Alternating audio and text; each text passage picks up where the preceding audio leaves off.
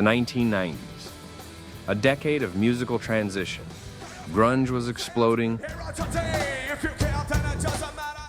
pop punk was finding its feet, and heavy metal was a commercial juggernaut.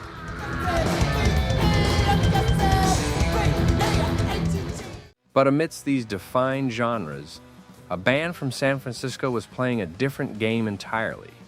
A game that perhaps the 90s just weren't ready for.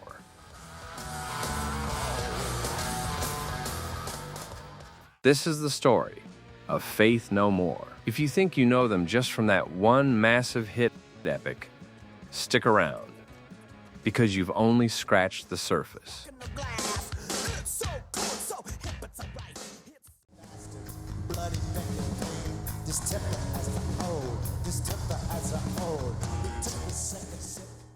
Faith No More wasn't just a band. They were a musical chameleon. The original lineup featured guys like Mike Bordin on drums and Billy Gould on bass, who would become the core of the band for its entire run. But finding a permanent singer was a challenge. They went through a few, including Courtney Love, believe it or not, before landing on Chuck Mosley. Formed in the early 80s, the band went through several lineup changes before solidifying with singer Chuck Mosley. Their sound was a chaotic blend of punk, funk, and metal.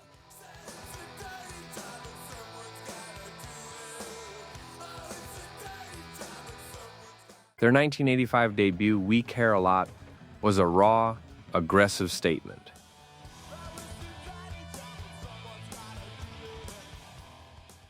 It showcased their signature blend of heavy riffs, slapping bass, and Mosley's distinctive, off-kilter delivery.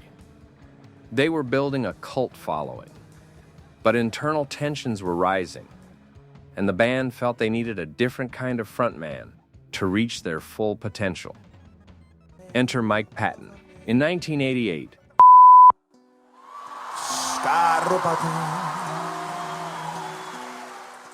the band fired Mosley and recruited this 20-year-old kid from a bizarre experimental band called Mr. Bungle.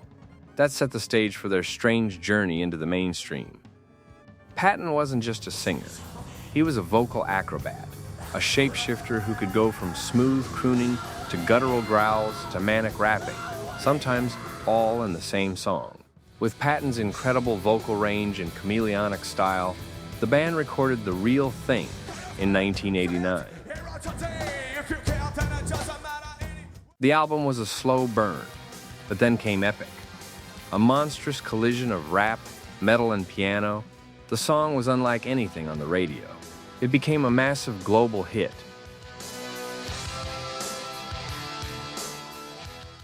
And suddenly, Faith No More were stars.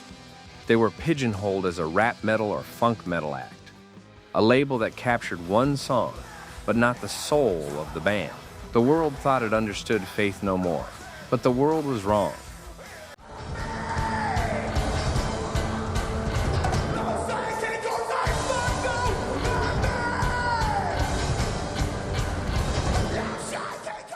The Real Thing was so much more than just one song.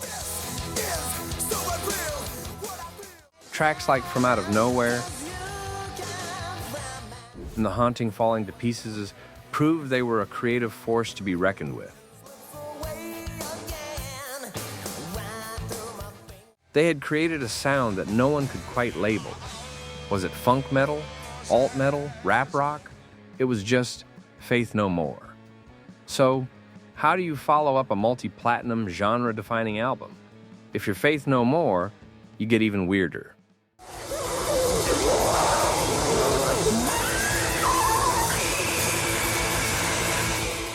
In 1992, they released Angel Dust. Instead of another epic, the band delivered a dense, challenging, and often abrasive masterpiece. It veered from lounge music to thrash metal, from cinematic soundscapes to nightmarish noise. Songs like Midlife Crisis and Jizzlobber were complex, unsettling, and utterly brilliant. For the record label and many fair weather fans, it was commercial suicide. For those who listened closely, it was a revelation. This was a band refusing to be a product, choosing instead to be artists. They threw everything at the wall: movie samples, carnivalesque keyboards, and Patton's most unhinged vocal performances yet. The record company was reportedly terrified. The lead single, Midlife Crisis, was anything but radio-friendly, yet the album was a critical triumph.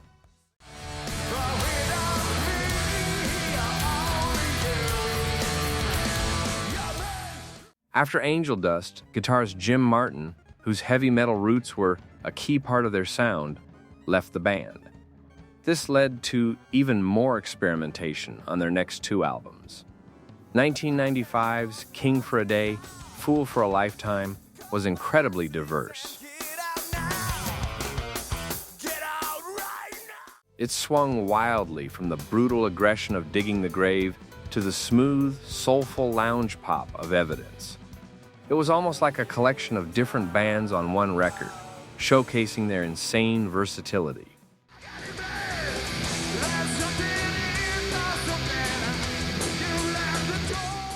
Their unclassifiable nature was never more apparent than on their tour opening for giants like Metallica and Guns N' Roses. In front of massive stadium crowds, expecting straightforward hard rock, Faith No More delivered their eclectic, genre-bending sets. The response was often lukewarm, even hostile. They were too weird, too unpredictable. They covered the Commodores' Easy and made it a bigger hit in the UK than any of their metal anthems, further confusing their public image. They were a living paradox.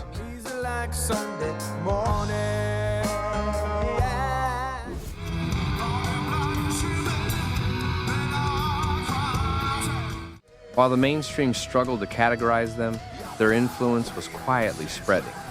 A new generation of musicians was listening.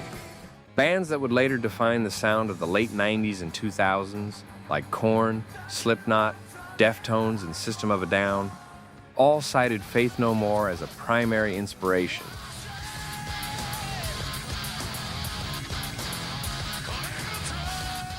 They saw a band that broke all the rules, that blended genres with fearless creativity, and that proved you didn't have to fit into a neat little box to make powerful music. Then came their final album of that era, 1997's Album of the Year.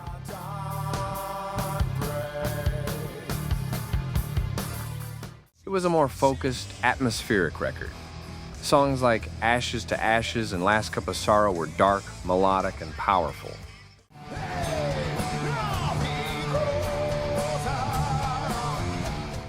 It felt like a mature and fitting end. And in 1998, after years of relentless touring and creative pushing, the band announced they were splitting up. It was the end of an era. But you can't keep a good band down.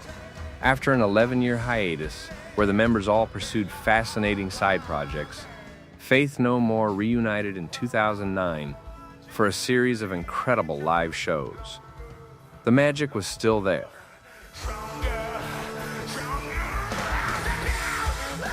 This wasn't just a nostalgia trip.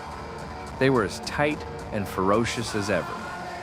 And to everyone's surprise, in 2015, they released a brand new album, Soul Invictus.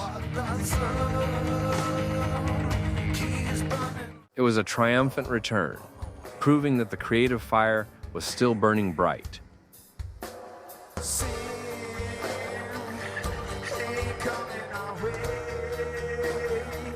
Faith No More didn't just write songs. They created sonic worlds. They were the jesters in the court of heavy metal, the surrealists in a world of rock and roll realists. They were too complex for the simple categories of the 90s music industry.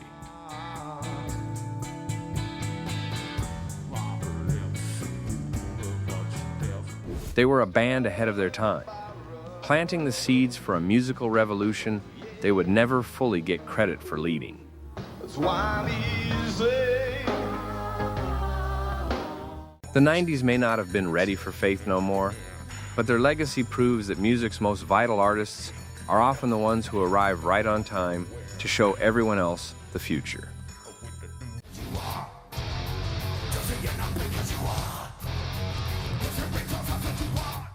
If you haven't yet seen or heard these absolute genre-bending, punk-funk metal legends, then do yourselves a favor and check them out. Have a dig through their albums and vast body of crazy work and see what you can find. Drop a comment below and tell us your favorite Faith No More song or album and what live shows you've seen, and make sure you subscribe to the Heavy Metal Cartel for more progressive rock, punk, and heavy metal videos.